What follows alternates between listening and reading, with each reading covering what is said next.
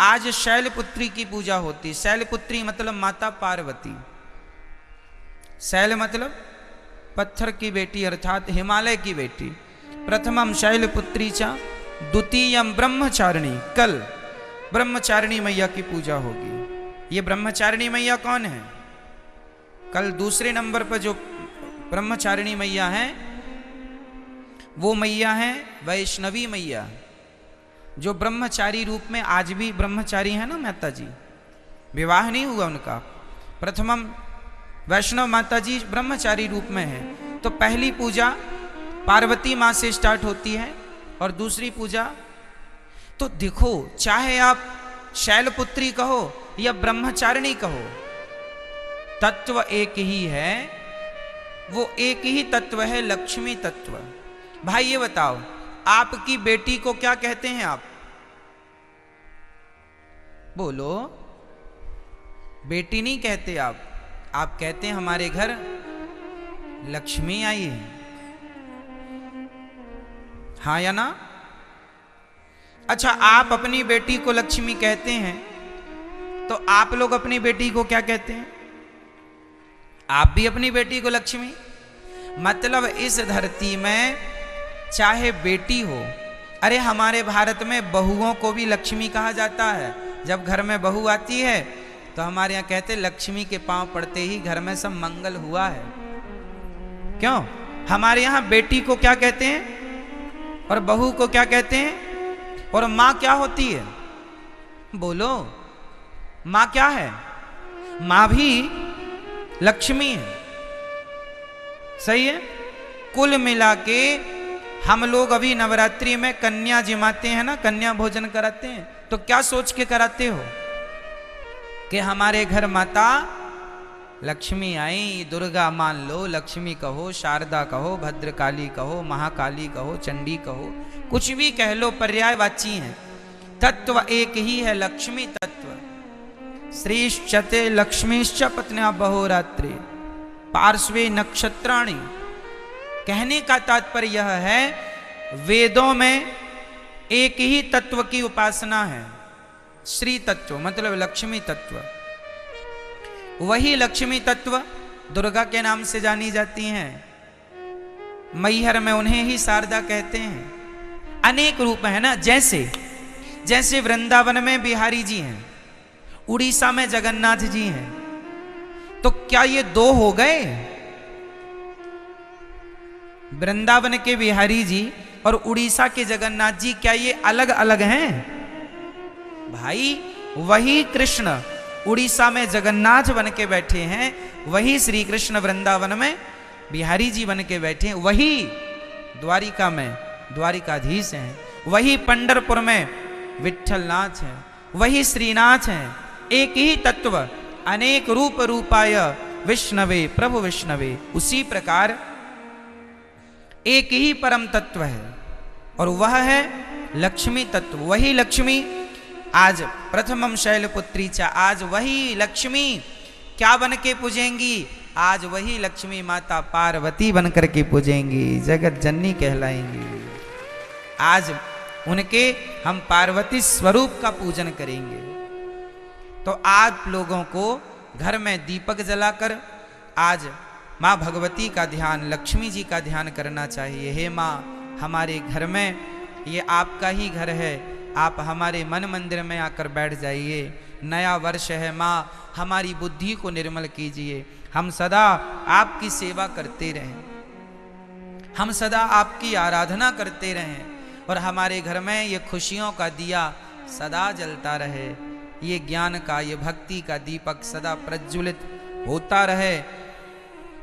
आज के दिन आपको राम रक्षा स्तोत्र, नारायण कवच का पाठ करना चाहिए। जो भी पाठ करेंगे, कुछ ना आवे तो श्रीमन नारायण आप आज श्रीमन नारायण का जाप करें तो वह नारायण का जाप भी सिद्ध होगा।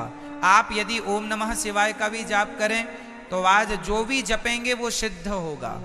आप ओम नमः शिवाय जपें या गंग गणपतये जपें या दुर्गा माता जी का मंत्र जपें या फिर आप श्रीमन नारायण जपें, जो भी आज जपेंगे आज मतलब 9 दिन तक निरंतर, वो आपका सिद्ध। इसलिए ये 9 दिन विशेष पूजा पाठ के लिए निकाले जाते हैं। साल भर आप फुर्सत नहीं पाते, समय मिलता नहीं है, 9 दिन का समय निकाल लो और पूर्ण रूप से भगवान के होकर भगवान की शरण में रहो।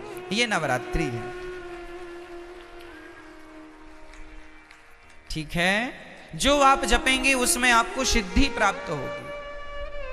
तो इसलिए इन 9 दिनों में बहुत अच्छे से हमें अपना जीवन आनंद पूर्वक व्यतीत करना चाहिए। और यहाँ पर एक संकेत भी है कि दुनिया वालों, नवरात्रि में जिन कन्याओं को बुला बुला कर पांव धोकर माहौर लगाकर जिनकी पूजा करते हो, जिन्हें दक्षिणा देकर विदा करते हो, खीर पूड़ी खवाते हो, उन कन्याओं को केवल एक दिन के लिए देवी ना मानो, सदा सदा के लिए नारियों को देवी मान के उनकी सेवा, उनका सम्मान करो। नारी का सम्मान सदा लक्ष्मी मान के आप आज नवरात्रि में एक लड़की का आप सम्मान करते हैं देवी मानकर, और नवरात्रि जाने के बाद उसी नारी का आप अपमान करते हैं, तो ये तो कोई बात हुई नहीं। नारियों का सदा सम्मान बना रहे। देखो हमारे सनातन धर्म में नारियों का कितना बड़ा आदर है, कितना बड़ा सम्मान है। दुनिया के किसी धर्म में, मजहब में नारियों का इतना बड़ा सम्मान नहीं है। हमारे यहाँ भगवान मानकर नारियों को पूजा जाता है, देवी मानकर पूजा जाता है। और केवल नवरात्रि में नहीं, नवरात्रि आई तो नवरात्रि के द्वारा तुम ये मान लो कि भाई ये सदा सर्वत्र पूज्य है। नारी तो सदा पूज्य है, केवल नवरात्रि में नहीं, ऐसा नहीं, सर्वत्र सब जगह हमेशा 365 दिन। तो नवरात्रि की बड़ी महिमा है। इन नवरात्रियों का पूजन भागवत जी में आता है कि भगवान श्री कृष्ण के जब जामवंत जी से युद्ध करने भगवान गए, तब उनकी अनुपस्थिति में 9 दिन का द्वारिका में एक महायज्ञ हुआ था देवी जी को प्रसन्न करने के लिए। तो नवरात्रि तो भगवान श्री कृष्ण भी मनाते थे, नवरात्रि तो भगवान श्री राम भी मनाते थे। तो आप सभी को नवरात्रि की लाखों लाख शुभकामनाएं, बधाई, आपका जीवन मंगलमय हो। आज के दिन आप लोग अपने घर में कम से कम एक कन्या को बुलाइए शाम को, और एक कन्या का भोजन कराइए। आज शाम को ही बुला लेना, क्योंकि अब तो 3 बज गए हैं। अब कल से सुबह बुला के कल 2 कन्याओं को खिलाना। पहले दिन एक कन्या को भोजन कराना चाहिए, एक से ज्यादा भी हो जाए चलेगा, कम से कम एक। पहले दिन हमेशा एक कन्या, दूसरे दिन 2 कन्या, तीसरे दिन 3 कन्या, चौथे दिन 4, 5वें दिन 5, छठे दिन 6, 7वें दिन 7, 8वें दिन 8 और 9वें दिन 9 कन्याओं का भोजन करें। आप नवरात्रि में कुछ लोग व्रत रखते हैं, अच्छा है। जो नहीं रखे हैं वो नवरात्रि के अंत में अर्थात नवमी का व्रत, 3 व्रत तो हमें करने ही चाहिए। नवरात्रि का लोग करते हैं, अच्छा है, परंतु 3 व्रत, पहला एकादशी, दूसरा रामनवमी और तीसरा कृष्ण जन्माष्टमी, ये हम वैष्णवों के श्रेष्ठ व्रत हैं, हम भारतीयों के। ये व्रत तो करने ही चाहिए। तो ये व्रत का अर्थ होता है उस दिन ज़्यादा से ज़्यादा भगवान का चिंतन, और अपने घर में कन्याओं को जरूर बुलाकर उनका सम्मान करके उनको आदर सहित भोजन कराइए, चरण धोइए। और यदि कन्या ना मिले तो कोई बात नहीं, अपनी माँ के चरण धोकर अपनी माँ को श्रद्धा से भोजन कराओ, ये सोचकर कि ये भगवान है, माँ है। माँ, आपके घर में कन्या ना हो तो माँ तो है,